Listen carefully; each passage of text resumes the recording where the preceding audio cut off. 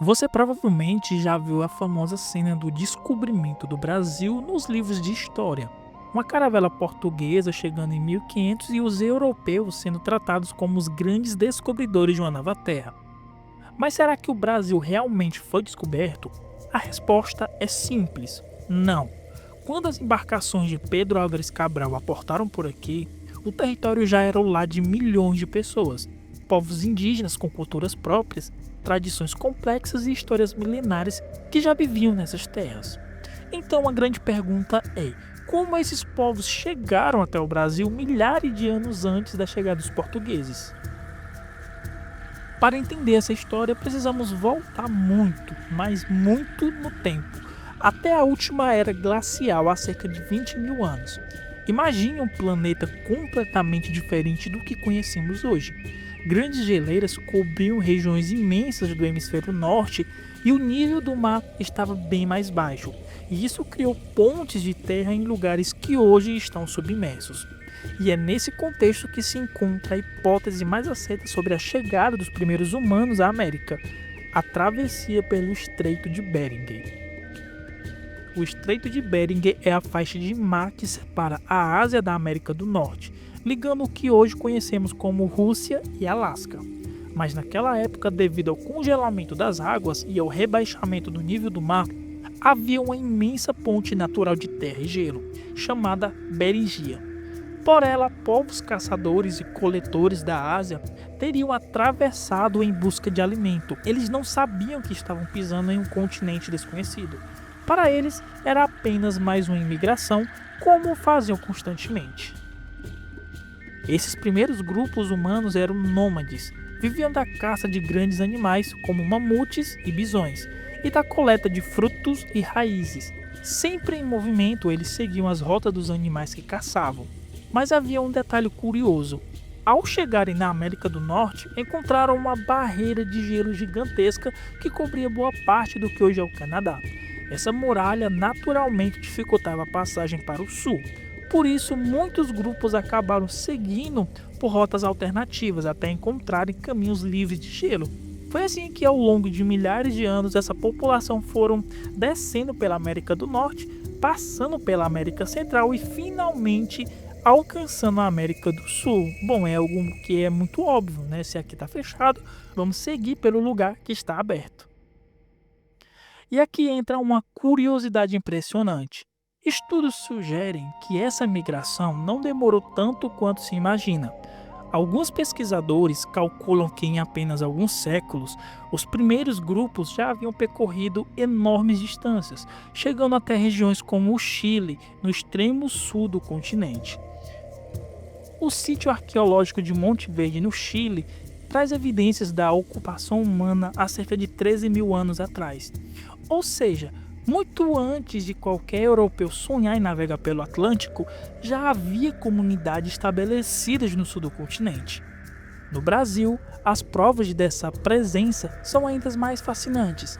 O fóssil humano mais antigo encontrado por aqui ficou conhecido como Luzia, uma mulher que viveu há cerca de 11 mil anos, com pouco mais de 1,50 m de altura. Seus restos foram encontrados em Lagoa Santa, em Minas Gerais, e trouxeram informações preciosas sobre os primeiros habitantes do nosso território. Luzia se tornou uma das figuras mais icônicas da arqueologia brasileira, ao ponto de ser chamada de a primeira brasileira. Mas não para por aí.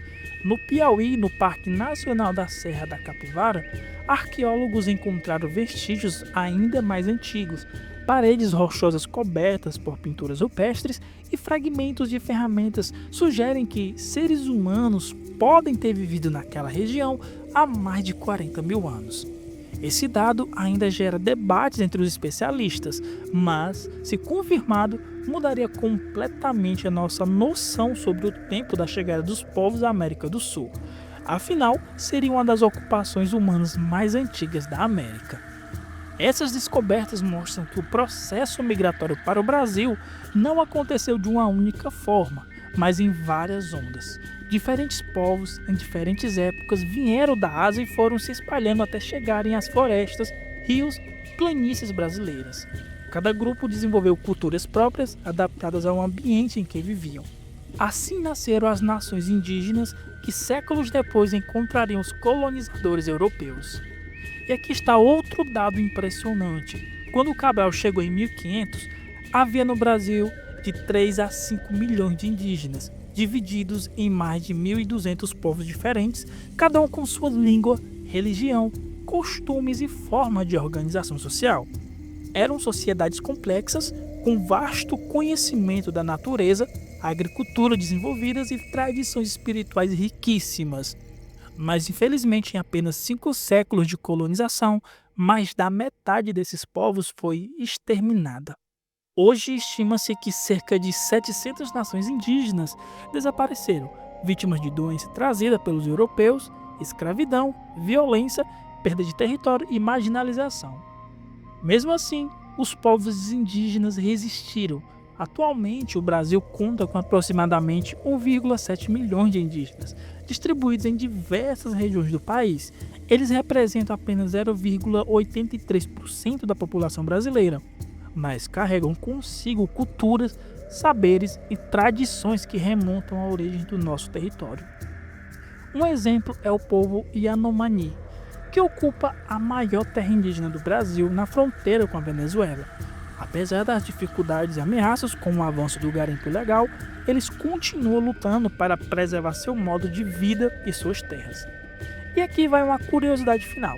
Muitos historiadores afirmam que os verdadeiros descobridores do Brasil não foram os portugueses, mas sim os povos indígenas. Afinal, foram eles os primeiros a explorar, conhecer e habitar esse território. Quando os europeus chegaram, séculos depois, não encontraram a terra vazia, mas sim um continente vivo, pulsante e repleto de culturas ancestrais. Então, da próxima vez que você ouvir falar do descobrimento do Brasil, lembre-se, o Brasil já era casa de milhões de pessoas muito antes de 1500. E essas pessoas são as verdadeiras protagonistas da nossa história.